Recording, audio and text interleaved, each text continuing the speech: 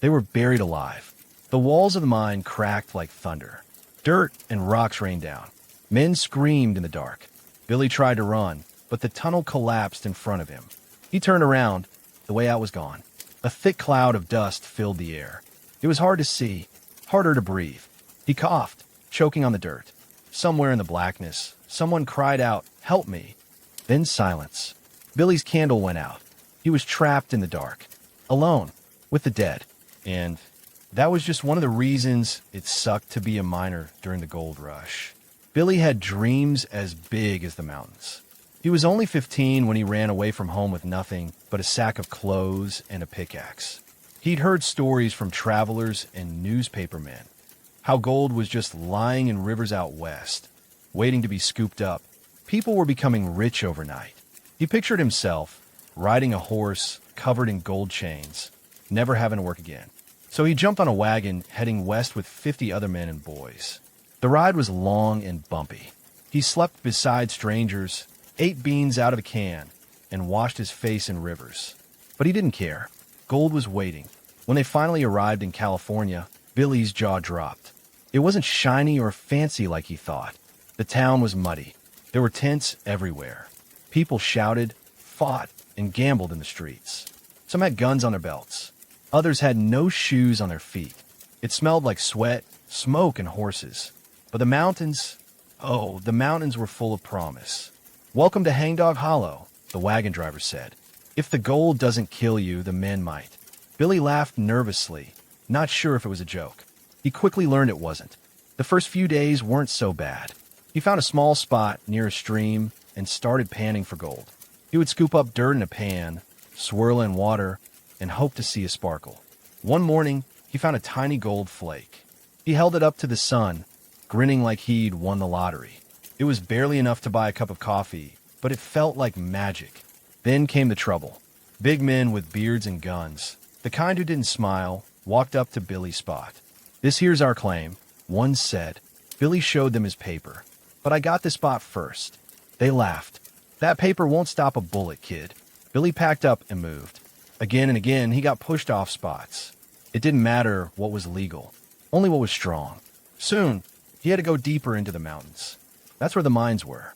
The mines were holes carved into the earth. They were dark and narrow, held up by wooden beams. If the beams cracked, the tunnel could fall. But Billy was out of options. There was no gold left in the streams. He joined a crew of miners working under a man named Sledge. Sledge had a voice like a thunderstorm and a temper just as wild. "Dig fast, dig deep," he barked. "The gold's not going to wait." They worked 10, 12, even 15 hours a day. Their hands blistered. Their backs ached. The deeper they went, the hotter it got. Air was thin. Water dripped from the ceiling. Rats scurried near their feet. But one day, something changed. Billy hit something with his pickaxe, not rock, not dirt. Something hard and shiny. He called Sledge over. Soon, the whole tunnel buzzed with shouting. It was gold. Real gold. A thick vein ran along the wall, glittering like 1,000 tiny stars. "Keep digging," Sledge ordered. They didn't sleep that night. Everyone worked with wild eyes and greedy hands. Billy's heart raced. Maybe this was it. Maybe he'd finally strike it rich. But then the ground shook. First a little, then more. The beams groaned. Billy dropped his pickaxe. "Did you hear that?" Another miner, Red Tom, looked around. "It's fine. Just settle." Crack! One of the wooden beams snapped in half like a toothpick. "Run!" someone yelled. Too late. Rocks crashed from above. Dust filled the tunnel. The candle flames died. Screams echoed, then vanished under the roar of falling earth. Billy was knocked down, his head hitting the ground. When he came to, it was silent. His leg was stuck. He reached for his belt, pulled out a tiny tin lamp, and struck a match. The flames showed dust-covered boots. Boots with no feet moving inside them. Billy screamed. He twisted his leg free, limped forward, and found a small pocket in the tunnel where the collapse hadn't reached yet. He had no idea if the others made it out. And then his lamp flickered. Once. Twice. Then went out. Darkness again. He sat in silence, listening for anything. A cough. A cry. A rescue party. Nothing. Until he heard something. Something scratching. Not from above, but from inside the rocks behind him. Billy froze. Scratch, scratch, scrape. The sound wasn't loud, but in the silence of the collapsed tunnel, it echoed like a drum. His heart pounded in his chest. Was it a rescue team digging toward him? He crawled closer to the noise, careful not to make a sound. He pressed his ear to the wall of rocks and dirt. Scratch, scratch. Then a pause. Then again, scrape. But this wasn't coming from above. It was coming through the wall, from the other side of the cave-in. And then a whisper. Billy. His blood ran cold. That voice didn't sound human. It was soft, raspy, like wind dragging across bone. He scrambled back, hitting his head on the low ceiling of the pocket. Billy, it's cold down here. He had to get out. Fast. He grabbed a rusty pickaxe and limped to the side of the tunnel that hadn't caved in yet.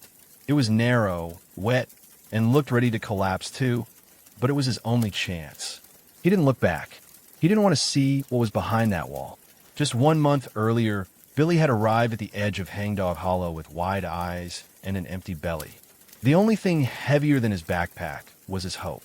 He remembered the first person he met, an old man with a beard as long as a shovel handle. The man leaned against a sign that read, "No miners, no problems." "Looking for gold, boy?" the man asked. "Yes, sir." Billy had grinned. The man spit into the dirt. "Then you're looking for pain." Billy didn't believe him. Not yet. He made his way to the camp and was shocked by how many people were already there. There were rough tents, wooden shacks, and fires burning day and night. People sold everything: shovels, pans, pickaxes, food, and even secrets. "I know where the gold is," one man shouted. $5 and I'll tell you." Billy didn't fall for it. He found a quiet patch near the river and started panning. His hands were cold, his boots soaked, and he hadn't eaten a full meal in 2 days. But he still hoped. One day, while digging near the river, he met another boy around his age. His name was Ezra.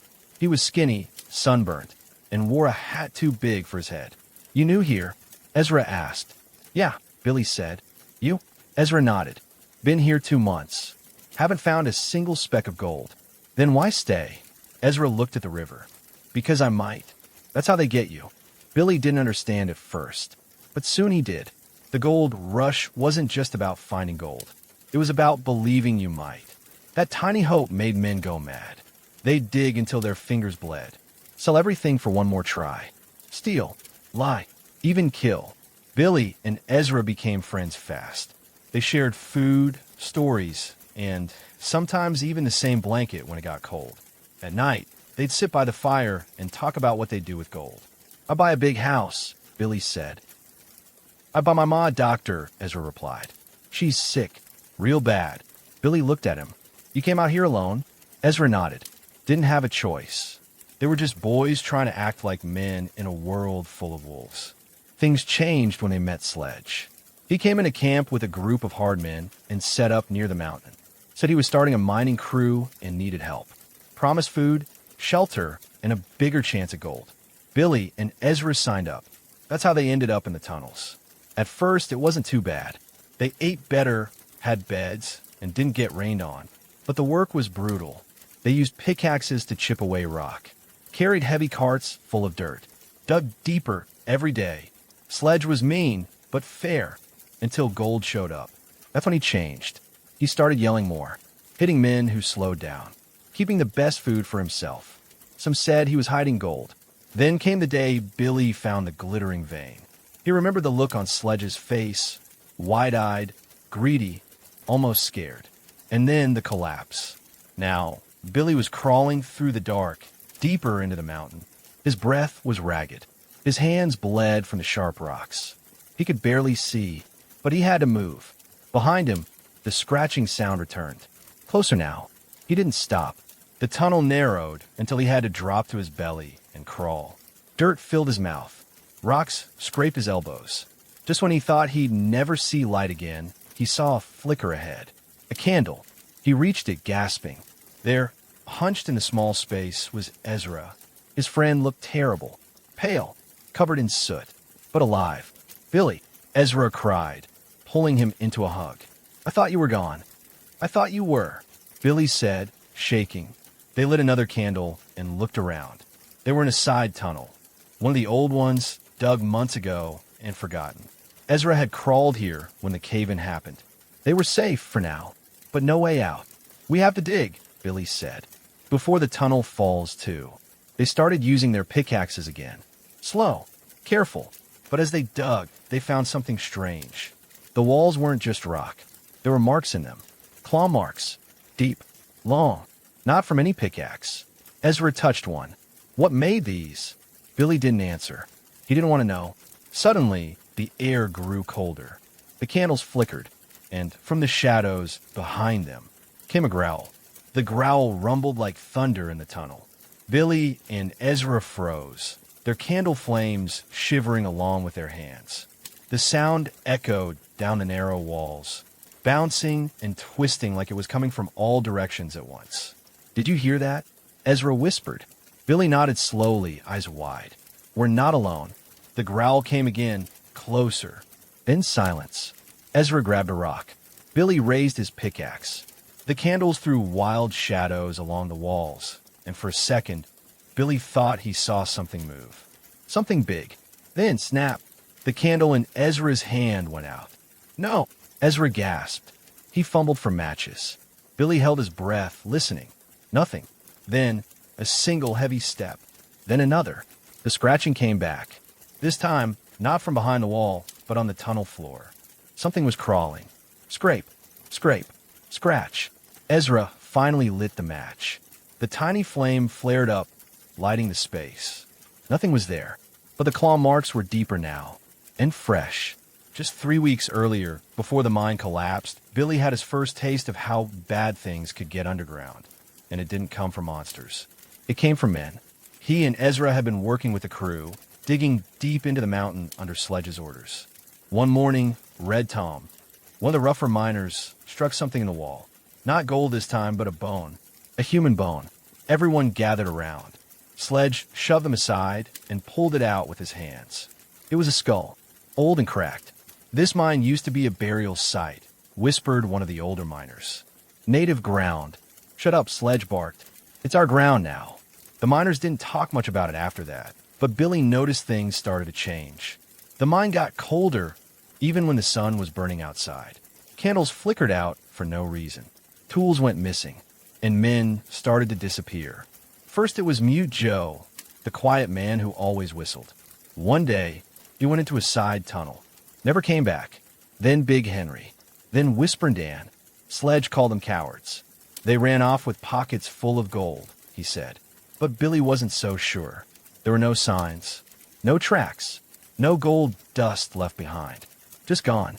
Ezra started sleeping with his boots on, ready to run. Something's not right, he whispered one night. This place don't sleep. Billy wanted to believe it was just in their heads. But late one night, while he was resting, he woke up to a sound like breathing, deep and heavy, just beyond the wall. That was the first night he saw the shadow. It wasn't shaped like a man. Now, in the collapsed tunnel with Ezra beside him, Billy knew for sure something was down here, and it didn't want them to leave. The two boys huddled together, listening. No more growls, no more scratches, but the silence felt worse. They had to move. Billy pointed to a low shaft off to the right. That way. Ezra nodded, holding tight to his candle. They crawled on hands and knees. The tunnel was older here, barely wide enough for one person. Their clothes tore on sharp rocks. Dust fell from the ceiling. Then the smell hit them. Rotten meat. Something died down here, Ezra gagged. Or something was eating down here, Billy thought, but didn't say. They came to a small open chamber, round like a bowl. In the center were bones. Dozens of them, picked clean, human. And beside them, a mining helmet. It was Big Henry's. Billy's stomach twisted. Ezra dropped his candle. In the sudden darkness, they heard it. A breath. Right behind them. They turned around slowly, hearts racing. In the faint flicker of the candle's dying flame, something stood at the tunnel's edge. Tall, twisted, eyes like burning coals. Its fingers scraped the stone as it stepped forward. Run! Billy screamed. They bolted, crawled, scrambled over rocks and bones. Behind them, the thing gave a long, angry roar like metal being torn apart. They didn't stop. Not until they reached another shaft, One Billy remembered from their first days in the mine. A ventilation tunnel. It went almost straight up with a rusted old ladder nailed into the rock. Ezra grabbed the first rung. "You go first." "No, you're faster," Billy shouted. Ezra didn't argue. He climbed like his life depended on it because it did. Billy waited for him to clear the first few steps, then started climbing behind. The ladder groaned under their weight. Halfway up, the thing crashed into the tunnel below. It reached up, long arms stretching, claws scraping the wall. It was close. Billy felt its fingers brush his boot. "Faster," he yelled. Ezra was almost at the top. Daylight streamed through the grate. He pushed it open with a grunt and disappeared into the light. Billy climbed higher. The creature roared again. One more step, one more reach. Then, crack! The ladder gave way. Billy screamed as it snapped free from the wall. He grabbed the edge of the shaft just in time, fingers gripping the cold stone. The creature leapt and latched onto his leg. Its claws dug in. Its eyes met his, and they weren't just angry. Billy screamed as the creature's claws sank into his leg. Pain exploded up his body like fire. He kicked wildly with his free foot, trying to shake it off, but the thing held tight. "Ezra!" he cried. At the top of the shaft, Ezra turned back and saw what was happening. "Oh no! Hold on, Billy!" Billy's fingers were slipping. The stone was crumbling beneath his hands. Below him, the creature let out a snarl that sounded like a lion mixed with a dying man. Its claws dug deeper. Ezra reached down. "Grab my hand." "I can't," Billy cried. "It's pulling me." Ezra lay flat on his belly, stretching as far as he could. Their fingers touched once, slipped, then touched again. Ezra grabbed Billy's wrist. "Don't you let go," Ezra yelled, veins popping in his arms. Billy used all his strength to yank his leg upward. The creature hissed and tried to hold on, but its claws slid off. Billy screamed as bits of skin tore away. But he was free. Ezra pulled with everything he had. With one final heave, Billy shot up out of the tunnel and rolled into the sunlight, gasping, shaking, bleeding. They had made it. They slammed the grate shut and shoved rocks on top of it, then sat there, coughing and crying, too weak to move. 2 weeks earlier, that same shaft had been just another part of the mine. No one thought twice about it. No one knew it would one day be the only escape. Back then, things in the camp were getting worse. Sledge had become more dangerous. After the first few disappearances, he started carrying a shotgun around and barking at shadows. Billy once caught him talking to himself in the dark, whispering, "It's not real. Just the hunger playing tricks." The food had started to run low. With more time spent digging and less time hunting or cooking, the men grew weaker. Tempers flared. One night, a fistfight broke out over a half-eaten potato. Sledge broke it up with the butt of his gun. "You're not miners," he shouted. "You're animals." Ezra had pulled Billy aside that night. "We need to leave," he whispered. Billy agreed. They planned to sneak out the next day at dawn. But the next morning, something strange happened. Gold. Lots of it. Red Tom had found a second rich vein deeper in the mine, past a section no one had dared dig before. "It's cursed ground," said Old Cutter, a miner who barely spoke. Sledge didn't care. Cursed or not, we're mining it. And so they did. That's when the real terror began. One man went missing that very night. The next morning, they found his boots and hat, but no body. Just deep scratches in the rock. The men grew scared. Sledge forced them back into the mine with a gun. "Gold's in there. We're not leaving until we've taken every last speck." Billy begged Ezra to leave with him early. Now, tonight. But before they could escape, the mine collapsed. Now, back above ground, Billy and Ezra limped to the camp. But the camp was gone. Tents were ripped. Fires were out. Wagons were overturned. Blood stained the dirt. "Where is everyone?" Ezra whispered. Billy looked around, heart sinking. Something happened. They checked the mess tent. Empty. The supply shack, raided. Even Sledge's cabin was torn apart. His shotgun lay in pieces near the door. They found one man, Old Cutter. He was sitting by the river, staring into the water, muttering to himself. "They woke it up," he whispered. "Who?" Billy asked. "The deep one. The hunger below. They dug too far." Billy crouched in front of him. "Cutter, what happened?" Old Cutter's eyes were wild. The mine was its prison. Gold kept it sleeping. Greed broke the lock. Billy and Ezra shared a glance. What is it? Not man, not beast. Something older. Something that eats the souls of men. Ezra shivered. We saw it. Cutter nodded slowly. Then you know it won't stop. It's loose now, and it's hungry. Suddenly, behind them, they heard something. Footsteps. Not from the mine. From the trees. Billy and Ezra turned and saw a figure walking toward them. It wasn't Sledge. It wasn't a miner. It was a girl, no older than them. She was barefoot, her dress torn, her face pale and blank. Her hair was tangled with sticks. Are you okay? Billy asked. She didn't speak. She raised her hand and pointed behind them. They turned. Smoke was rising from the shaft entrance. But no one was there. Then the girl spoke. One word. They're coming. They're coming. The words hit Billy like a hammer. He turned to the girl, eyes wide. Who's coming? She didn't answer. Her arms stayed stretched out, finger pointing toward the smoke rising from the shaft they had just escaped. Ezra stepped in front of Billy, holding a stick like a sword. Who are you?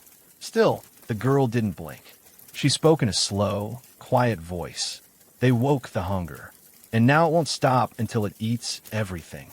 Old Cutter stood suddenly. She knows. She's one of the hollow-eyed. What does that mean? Billy asked, but Cutter wasn't listening anymore. He backed away from the girl like she was poison. She came from Mountain. She's seen it. The girl finally dropped her arm and looked Billy straight in the eyes. It's not just down there anymore, she said. Then she turned and walked into the woods without another word. That night, Billy and Ezra didn't sleep. They took turns keeping watch, sitting near a fire they'd built with broken wagon parts. Old Cutter stayed up too, humming to himself and rocking back and forth. The wind howled through the trees. Shadows danced and twisted. Every crack of a branch made Billy jump. His leg throbbed from the wounds left by the creature's claws. Ezra had torn strips of cloth to wrap around it, but the pain was still sharp. Do you think it'll come up here? Ezra whispered. Billy stared into the fire. I think it already has. They hadn't found a single living soul in the camp besides Cutter and the strange girl. It was like the others had vanished into the ground. No footprints, no tracks, just that awful silence. Ezra threw a log onto the fire and sat beside Billy. What do we do now? Billy didn't know. They had no food, no wagon, no map, only each other. We head to the next town, he said finally. There's one east of here, Dry Creek. Ezra nodded. How far? Maybe 2 days if we walk. Through the woods? Billy looked at the forest, dark and deep. The trees leaned over like they were listening. It's that or stay here with whatever came out of the mine. The next morning, the sun came up slow and red, like it didn't want to be there. They packed what little they could carry. Some canned beans, a few matches, a broken compass, and Ezra's lucky knife. Old Cutter refused to come. I'll stay, he said, sitting back down by the river. I lived through one horror. I won't run from another. Billy and Ezra left him there, his humming echoing behind them as they stepped into the woods. The trees were thicker than they looked from camp. The path was overgrown, twisted with vines and roots. Birds didn't sing. Even the bugs were quiet. The silence pressed down on them like a blanket. Every so often, they'd hear something, a rustle, a whisper, a breath. But when they looked, there was nothing. Maybe the thing can't leave the mine, Ezra said. Billy didn't answer. They walked all day, stopping only to drink from a creek. The sun dropped behind the trees, and they set up camp near a fallen log. As night fell, the woods got even darker. Billy built a fire while Ezra sharpened his stick. Neither of them spoke much. The wind in the branches above sounded like distant voices. Just as Billy was falling asleep, Ezra nudged him. Do you see that? He whispered. Billy sat up. There in the trees were eyes, glowing. Not red, not yellow, white, pale as milk. Dozens of them, watching.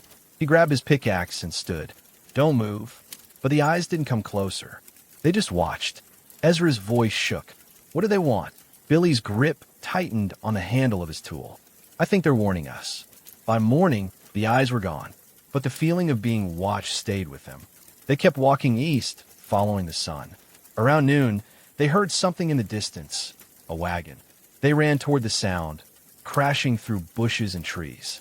There was A real wagon, with 2 horses and a man sitting up front with a rifle across his lap. "Hey," Billy shouted. The man looked startled. "Who are you boys?" "Miners," Ezra called. "From Hangdog Hollow." The man's eyes narrowed. "Ain't nobody left in Hangdog Hollow." "We're all that's left," Billy said. The man jumped down and approached. "What happened?" "There was a cave-in. But something else too," Billy said. "Something came out of the mine." The man looked over his shoulder at the woods. "I heard stories. Thought they were just campfire lies. That the miners dug too deep. That they found bones and something worse." Billy nodded. "It's real." Ezra looked around. "Can we ride with you?" The man hesitated, then nodded. "Climb up. But we're not stopping until Dry Creek." They climbed aboard, and the wagon rumbled forward. Billy finally allowed himself to breathe. They were moving, getting away. But just before they left the forest, Billy turned back for one last look. The girl was there again, standing at the edge of the trees, watching. She raised her hand, and behind her, the trees moved. Not from the wind, from something huge. Branches cracked, leaves shook, and in the distance, far too close, a roar split the air like thunder.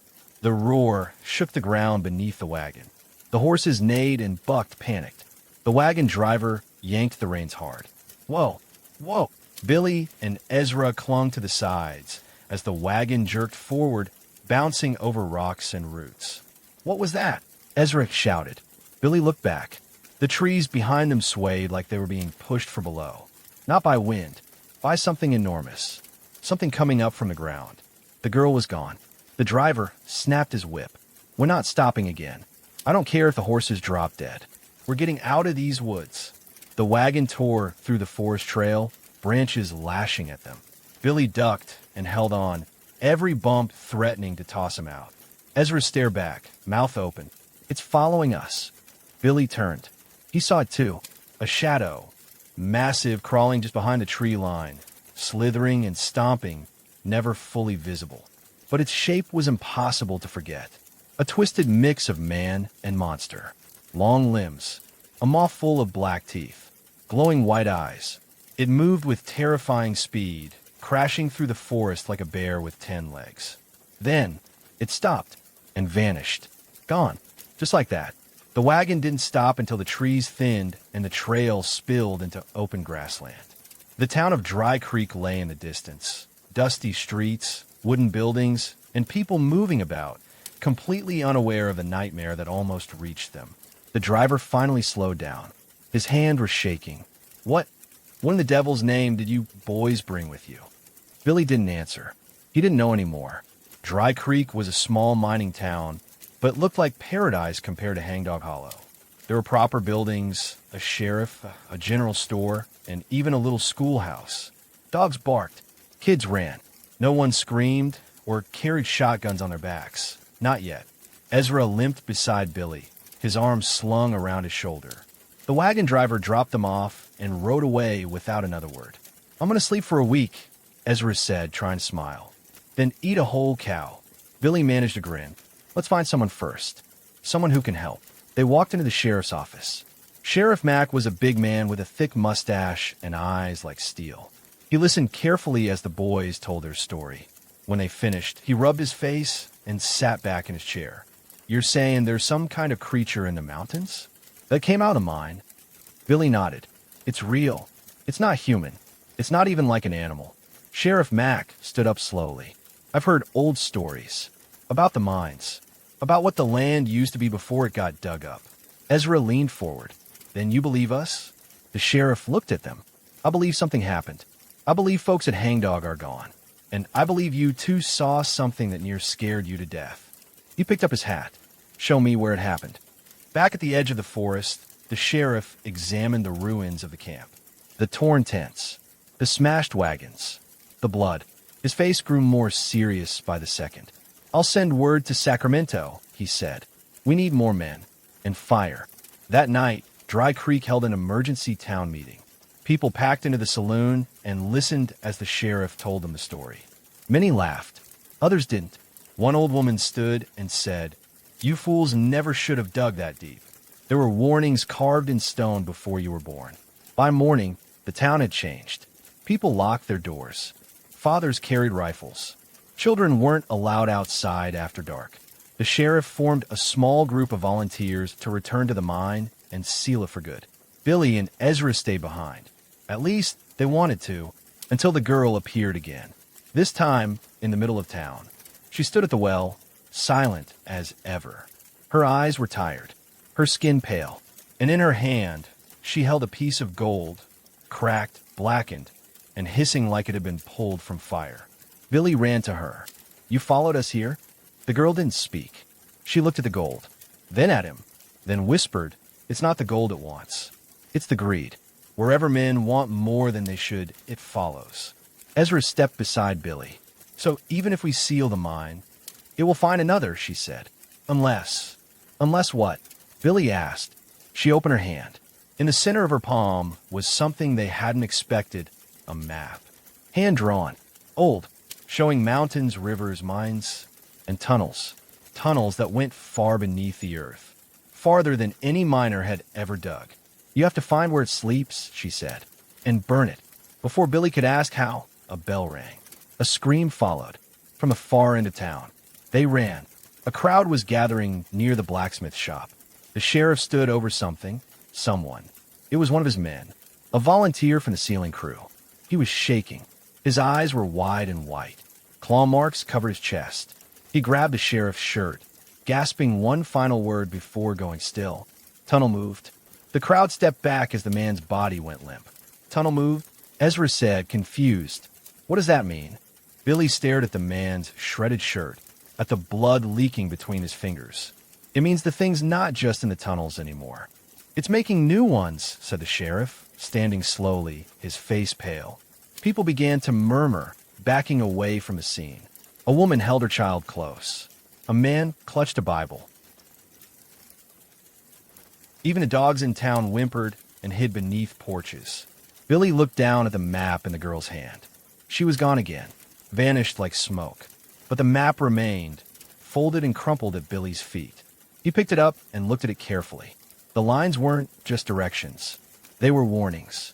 Circles and symbols marked places underground where the tunnels twisted and pulsed like veins. One spot was marked darker than the others, a place deep beneath the mountains. It was circled in black, with one word written beside it. Heart. By midday, a plan had formed. Billy and Ezra would go with the sheriff and a small team to follow the map to the source, the heart of the tunnels. The town didn't have many brave souls left, but a few stepped forward. A preacher with a torch, a hunter with a bow, and a miner named Lucia who had lost her entire family at Hangdog. They loaded up with supplies: lanterns, rope, dynamite, food, water, and salt. "Why salt?" Ezra asked. Lucia answered without looking at him. "Old belief. Some say it keeps the darkness away." The sheriff added a shovel to his pack. "And if it doesn't work, we dig our own graves." The next morning, they set off. The trail into the mountains was cold and quiet. Not a single bird, not even the buzz of insects. The trees seemed to listen. Billy led the way with the map, following lines drawn by a hand older than any of them. The closer they got to the heart, the more uneasy everyone became. On the third day, they found a broken tunnel mouth half covered in moss. It looked untouched for 100 years. "This is it," Billy said, holding the map up. "This is where it starts." Lucia lit a lantern and led the descent. They climbed down slowly, the ground turning from dirt to stone. The air grew colder, wetter, heavier. The tunnels pulsed with quiet sounds. Not voices, not whispers, just movement. Scrape, scratch, drag. The further in they went, the older it felt. Bones lay in piles along the floor. Skulls stared from cracks in the wall. Sometimes the rock looked like it was breathing. "I don't like this," the preacher muttered. He gripped his torch tighter. Ezra walked beside Billy. "Do you think this is where it lives?" "I think this is where it was born." They reached a chamber, so wide their lanterns couldn't touch the far end. The walls were smooth, almost polished. In the center was a hole, a perfect circle dropping straight down into darkness. "This is it," the sheriff said. "The map ends here." They tied a rope to a rock and lowered it into the hole. But the rope never hit bottom. Lucia looked around. I say we use the dynamite. Collapse it. The preacher shook his head. You can't kill evil with fire. You have to seal it. Billy wasn't sure either would work. Then, from the tunnel behind them, came a sound. Laughter. Not joyful. Sick. Broken. Like a child trying to remember how to sound human. They spun around, weapons ready. Out of the shadows came the girl. But this time something was wrong. Her eyes were black. Her fingers too long. Her hair floated like it was underwater. And she was smiling. You followed the map, she whispered. Good. Now it knows where you are. Ezra backed up, trembling. What are you? I was the first to wake it, she said. Now I walk between your world and its stomach. She stepped forward, and her shadow didn't match her body. It had claws. Billy grabbed the dynamite.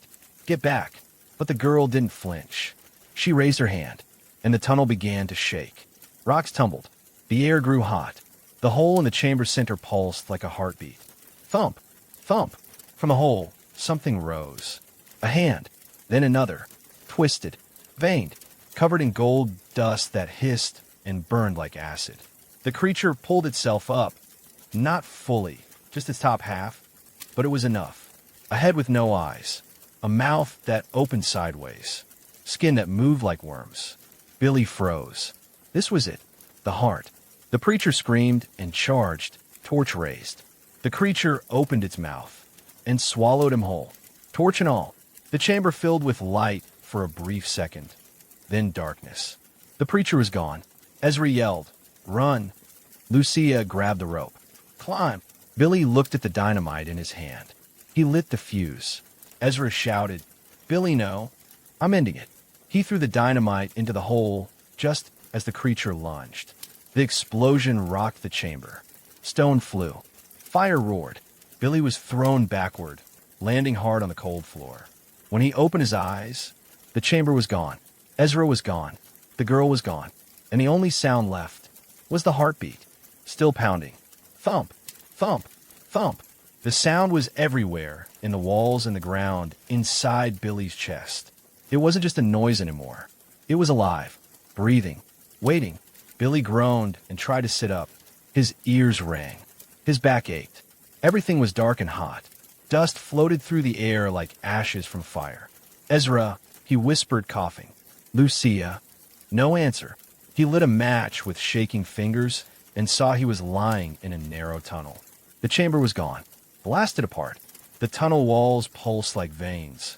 Some bled, not with blood, but with thick, black ooze that smelled like rotting metal. He forced himself to his feet. His leg, the one the creature had clawed, was numb. His head throbbed, but he was alive, and very much alone, except for the heartbeat. Thump, thump. It was louder now, calling him. He moved slowly, following the only path left. The tunnel twisted in impossible ways, up, down, sideways. Gravity felt broken. The deeper he went, the more he saw things that didn't make sense. Bones fused with stone, candles stuck upside down on ceilings. Pickaxes rusted midair like time had stopped for them. Then voices. Not real ones.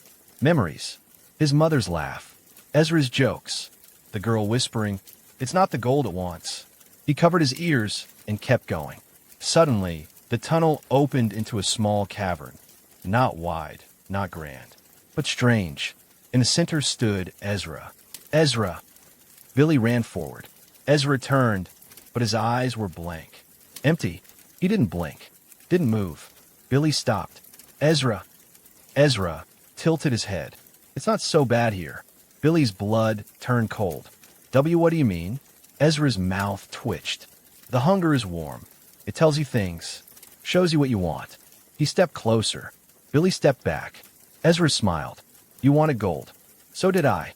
That's how it feeds. No, Billy whispered. You're not real. Ezra raised his arm, and it twisted, stretching into a claw made of black bone and gold flakes. Billy ran. He dashed down another tunnel, slipping, falling, panting. The laughter followed him. Ezra's voice, sweet and cruel, echoing through the stone. You wanted to be rich, Billy. Now you can be. Forever. He didn't stop until he collapsed. This tunnel was different, quiet, still. And in front of him stood Lucia. She was real, breathing, shaking. holding a broken lantern. "Billy," she gasped. "You're alive." He nodded and crawled toward her. "Ezra's... I don't know. I think it got him." "Lucia, help him up." "I thought the blast killed everything. I think it woke something deeper." She nodded grimly. "I saw it too. The creature. The hunger. It wasn't just one. It's many. Pieces. Shadows. Ghosts." Billy showed her the map, crumpled and burnt but still readable. "There's one more place," he said. "Beyond the heart. The mouth." Lucia's eyes widened. "You think we can seal it there?" Billy wasn't sure, but it was all they had left. They followed the last path on the map. It led them deeper than either had ever gone. The air grew so cold they could see their breath, even as the walls dripped with heat. The stone wasn't gray anymore. It was black, as if burnt from the inside. And then they saw it. A giant gate of stone, carved with ancient symbols. Bones hung from the top like decorations. The mouth. It pulsed with the heartbeat. Louder, faster now. Lucia stepped forward. "This is it." Billy looked around. "How do we shut it?" But before she could answer, a scream. Ezra's voice. From inside. Lucia grabbed Billy's arm. "It's not him. It uses voices." But Billy's heart twisted. What if it was him? He stepped closer. The gate opened. Not with a creak. Not with a crack. But with a wet, gulping sound. Inside was darkness. Not just the absence of light. A living darkness. A hunger. And at its center, Ezra. Real. Alive. Tied to the floor by roots of black gold. Writhing and squeezing him slowly. "Billy," Ezra gasped weak. "Help me." Lucia pulled out her last stick of dynamite. Billy looked at her, then at Ezra. "We can blow the mouth," she said. "Seal it. Trap the hunger. But he's still in there." She swallowed hard. "Then we choose." Billy dropped his pickaxe, walked to Ezra, and the ground beneath them collapsed. The mouth swallowed them whole. Billy screamed as the ground gave way. He and Ezra plunged into total darkness, the world spinning, twisting, then slamming to a stop. He landed hard, the air knocked from his lungs. Something wet and pulsing pressed against his back. It wasn't dirt. It moved. "Ezra," he croaked. "I'm here," came the faint reply. I think I broke my arm." Billy crawled toward the voice, hands slipping on the slimy surface. He found Ezra lying on his side, tangled in the same writhing black gold roots that had grabbed him before. They squirmed like snakes, wrapping around his legs and waist, tightening slowly. "I can't move," Ezra gasped. Billy pulled at the roots. They were sticky and hot, like they'd been grown from fire and hate. He grabbed a sharp rock and hacked at them, slicing them one by one. "They're alive," he muttered. "These things, they're alive." As soon as he cut one, two more slithered toward him. Ezra screamed as a new root wrapped around his chest. Then light. Faint, warm, flickering. Lucia. She stood above them at the edge of the pit, lantern in one hand, a stick of lit dynamite in the other. "I told him not to go in," she shouted. Billy looked up. "He's real. It really is him." Lucia stared at Ezra. Her eyes narrowed, unsure. "How do we know?" "I remember the tree house we built back home." Ezra gasped. "You were scared of heights." "I said I'd hold the ladder." Billy froze. Ezra had never told anyone that story. Not even the camp. Only to Billy. "It's him," Billy said. "Please." Lucia cursed under her breath and tucked the dynamite into her belt. "Then help me get him out." She dropped a rope down and slid into the pit. As she reached them, the roots recoiled, hissing. The light from the lantern seemed to hurt them. "Light," she said. "It hates light." Billy held up the lantern while Lucia used her knife to free Ezra's legs. The heartbeat thundered around them. Thump, thump, thump, thump, thump. Then it stopped. All at once, everything went silent. The roots froze. The walls stilled. The very air held its breath. Then the ground beneath them breathed in. A sound like 1,000 lungs gasping echoed through the pit. From a far side of the cavern, a shape rose. Huge, crooked, its skin peeled like burnt bark. Its face, if it could be called that, had no eyes. Just a wide, vertical slit full of teeth. Endless rows of teeth. It opened its mouth and spoke, not in words, but in thoughts, feelings, greed, hunger, regret, fire, gold, Pain. It was the hunger itself. Lucia's voice cracked. We're inside it. This whole place is not a cave. It's a throat. Ezra clutched Billy's hand. We have to go, but there was no way back. Not unless they made one. Billy turned to Lucia. Give me the dynamite. She hesitated. I'm in it this time, he said. No running. She handed him the last stick. Billy struck a match and lit the fuse. Then he ran, straight toward the creature, straight into the mouth. Billy! Ezra screamed. Billy turned back one last time and smiled. I'm not doing this for gold, he said. I'm doing it for us. And he threw the dynamite into the creature's throat. The world exploded. Billy was flying, not through air, through memories. The day he left home, the first time he found gold, Ezra laughing over a tin of cold beans. The girl's whisper, it follows greed, then darkness. Still, cold, but peaceful. For the first time since the mine collapsed, there was peace. Billy opened his eyes. He was outside, lying in the grass near Dry Creek. The sun shone overhead. Ezra was beside him, bruised but breathing. Lucia stood nearby, looking stunned. The forest behind them was gone, burnt to ash. No trees, no tunnels, no heartbeat, just smoke. Billy sat up. We're alive. Lucia nodded. You blew its heart out. The tunnels collapsed. The mountain swallowed itself. Ezra leaned on Billy's shoulder. You saved us. Billy looked at the blackened map in his hand. The spot marked heart was gone, burnt away. So was the mouth. But the map wasn't empty. In the bottom corner, drawn in faded ink, was something new. A word. One Billy had never noticed before. Tail. His stomach dropped. Lucia saw it too. Ezra whispered, There's more of it. Billy looked toward the distant horizon. And deep in the earth, something moved. Billy stared at the word on the map. Tail. It wasn't just a part of the creature. It was a warning. What does it mean? Ezra asked, his voice trembling. Lucia kneeled beside Billy, tracing the word with her finger. If there's a tail, that thing isn't just a monster. It's bigger. It's a body. What we saw was only part of it. Billy felt the ground beneath him. Still, quiet. But for how long? We didn't kill it, he whispered. We just made it mad. Ezra stood shakily. So the rest of it's still down there, waiting? Lucia nodded. Maybe not even down there. Maybe everywhere. Dry Creek didn't know what had happened. When Billy, Ezra, and Lucia limped back into town, they looked like survivors of a wildfire. Burned, bloodied, silent. Sheriff Mack found them sitting outside the saloon, staring at nothing. You did it? He asked. Billy looked up slowly. We stopped the heart. But not the rest, Lucia said. There's more. The sheriff didn't laugh. He didn't doubt. He simply lowered his hat. Then we'd better get ready. Within hours, the town was preparing, not just for another attack, but for the truth. They posted guards, dug trenches, sharpened tools, and melted iron into bullets. It wasn't just superstition now. It was war. People from other mining towns came to Dry Creek when word spread of the survivors. Some had stories, others had scars. I heard scratching in our tunnels last week, said one man. Our walls bled black one morning, said another.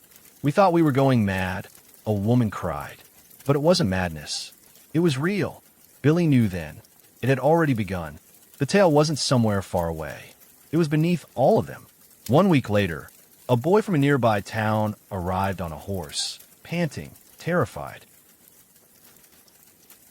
He carried a sack full of gold nuggets and a warning. Our miners struck a rich vein last night, he said. By morning, they were gone. All of them. Just boots and bones left behind. Lucia took the sack and poured out. The gold hissed. Burn the wood. Gold wasn't the prize anymore. It was the bait. That night, Billy sat at the edge of town with Ezra and Lucia. The moon hung heavy in the sky, casting long shadows across the hills. I keep thinking about the beginning, Ezra said. When we came out here, it was supposed to be an adventure. To get rich. To live like kings. We did live, Lucia said. That's more than most. Billy didn't speak. His hands held the old map, the edges worn, the word tail glowing faintly under the moonlight. There were no more paths drawn, no more markings, just empty space. And yet, he could feel it, like the heartbeat, but fainter now, hiding, healing. It was moving underground, slithering, growing, hunting. We have to go after it, Billy said. Ezra blinked. What? We barely survived last time. If we don't stop it now, Billy said quietly, there won't be a next time. Lucia nodded. He's right. We've seen what it can do with just one tunnel. Ezra hesitated, then sighed. Then we need more than just shovels and dynamite. Billy folded the map. We need answers. The next morning, they visited the town's oldest resident, a woman named Granny Bird. She was blind in both eyes, but had a mind as sharp as a hatchet. She sat in her rocking chair, wrapped in quilts, sipping tea made from herbs nobody else in town dared touch. I know why you've come, she said before they even spoke. Billy stepped forward. You've heard of it. Granny Bird nodded. I felt it. The day the heart died. The ground moaned like an old ghost. My bones haven't stopped shaking since. Lucia held up the map. Do you know what this is? I know what made it, Granny said. Long ago, before your kind came to dig and chop and burn, this land was sacred. Not safe, sacred. There were keepers, guardians who watched over the deep places. Ezra leaned in. What happened to them? They were killed, she said simply, by men who wanted gold more than balance. She turned her head toward Billy. And now the land remembers. It fights back. Is there a way to stop it? Billy asked. Granny Bird was quiet for a long time. Then she said, you can't kill hunger, but you can seal it. Billy leaned forward. Ow! She smiled without joy. You'll need 3 things. A tongue of stone, a tooth of gold, and a fire that eats itself. The room went silent. Ezra said, what does that even mean? Lucia looked at Billy. We're going to have to find out. That night, Billy couldn't sleep. He stared at the stars, thinking of his family back home, of the men and boys who had died in Hangdog Hollow, of Ezra, sleeping beside him now, and how close he'd come to being swallowed by the darkness. He whispered into the sky, I don't want gold anymore. And somewhere deep beneath the earth, the tail moved. It heard him. It remembered him. And now it was turning, coming, a warning on the wind, and a whisper in the dirt. The last meal is always the sweetest. The air had changed. Billy noticed at the moment he stepped outside the next morning. The wind didn't blow, it listened. The dirt didn't feel like ground anymore. It pulsed, warm and watchful like it had eyes beneath it. And the people of Dry Creek walked softer, spoke quieter, like they were standing on something that might wake up if they made too much noise. Because they were. The tail was out there, somewhere beneath their boots. Growing, turning, hunting. Billy, Ezra, and Lucia gathered supplies. They had no clear map now, just a riddle, a tongue of stone, a tooth of gold, and a fire that eats itself. Billy scribbled it down, stared at it, and finally said, it's not a riddle. It's a recipe. Lucia raised an eyebrow. A recipe for what? A seal, Billy said. Granny Bird said we couldn't kill it, but we could trap it, like putting a lid on a boiling pot. Ezra sighed.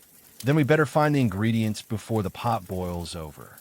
They started with the tongue of stone. It took them deep into the cliffs beyond Dry Creek, where the mountains opened their mouths into echoing canyons. They searched for hours until they found it. A long, flat slab of gray rock shaped exactly like a tongue, jutting from the cliffside. But it wasn't just rock. It was warm. When Billy touched it, he saw a flash. Miners screaming in tunnels, fire bursting through earth, shadows with too many arms. The memories weren't his. They were the mine's. The land remembers, he whispered. They carved a chunk of the stone free and wrapped it in cloth. The moment they broke it off, the wind howled through the canyon like it had lost something. The ground trembled. Lucia steadied herself. We need to hurry. Next came the tooth of gold. Billy knew just where to look, back at Hangdog Hollow. They hadn't returned since the collapse. No one had, not even animals. The camp was still, as if frozen in the moment the mine gave way. They didn't go back to the surface. They went deeper. There was another shaft behind the supply shack, almost forgotten. Lucia remembered it. It was part of an older mine that had never produced much. But now the earth had split open, and what waited below wasn't gold. It was teeth, rows and rows of them, some large as wagon wheels, some thin and sharp like needles, all made of gold. melted, stretched, twisted by heat and hunger. Lucia whispered, "This is where it bit the earth." Billy stepped forward and pulled one free. The gold burned his skin. He didn't cry out. He just wrapped it in oilcloth and said, "Now the fire." The final item, a fire that eats itself. It sounded impossible, until Ezra remembered something. Back when we worked the mine, he said, Sledge once threw a broken lamp into the pit. It landed on a strange patch of rock and just burned for hours with no fuel. They returned to that spot, or what was left of it. The mine was buried now, but that fire still burned. A thin crack in the ground glowed orange.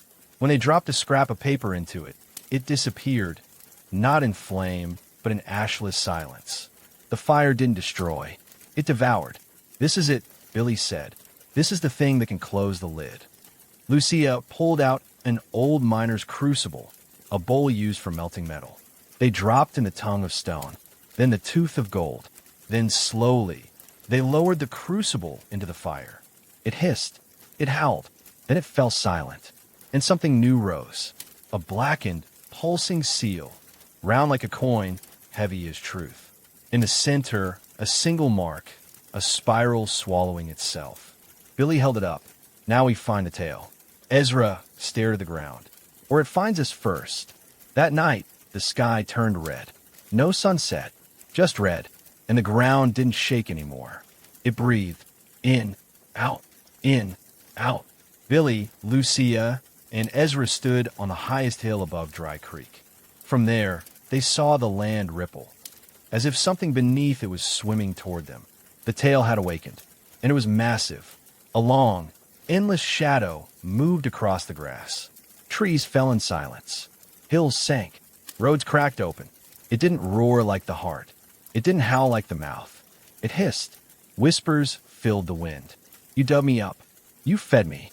You belong to me now. We have to place it in its path, on the soil it wants most."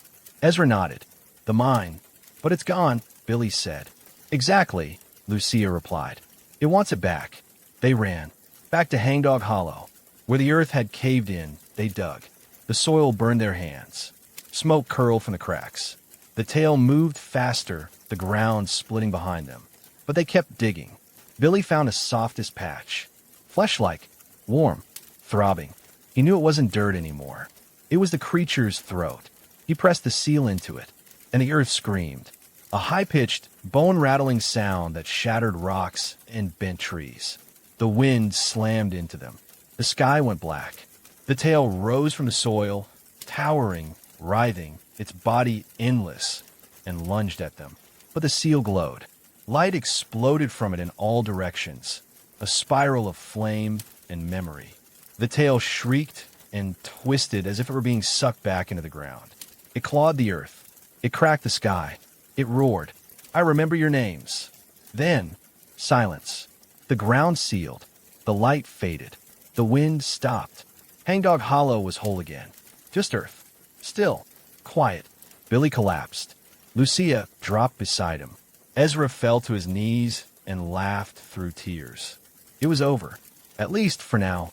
That night, as they sat by a fire near the old camp, Ezra asked, "Do you think it's really gone?" Billy didn't answer at first. Then he said no. Lucia nodded. "But it's trapped." Billy looked at the seal, which now hung around his neck like a warning. "We didn't kill the hunger," he said. "We just closed its mouth." And far, far away, beneath another mining town, the ground smiled. The next morning, the world felt still, too still. The sky was a perfect blue, the breeze soft. The birds returned to the trees as if nothing had ever happened. Dry Creek's people came out of hiding, squinting at the sun like survivors waking from a long nightmare. But Billy, Ezra, and Lucia knew the truth. The nightmare hadn't ended. It had simply gone back to sleep. They spent a week helping rebuild what could be saved, fixing wagons, repairing homes, burying those who had vanished. People treated them like heroes, nodding with respect, offering warm bread and fresh water. But none of them smiled too wide. They all knew how close they had come to being devoured. On the final day, Sheriff Mack handed Billy a letter. "This came by courier," he said. "From Sacramento." Billy unfolded it. His eyes scanned the page. Then he looked up. They're reopening the mines. Lucia cursed. Ezra shook his head. After all that? Gold, Billy muttered. It always comes back to gold. Sheriff Max sighed. Men forget. That's why the earth remembers.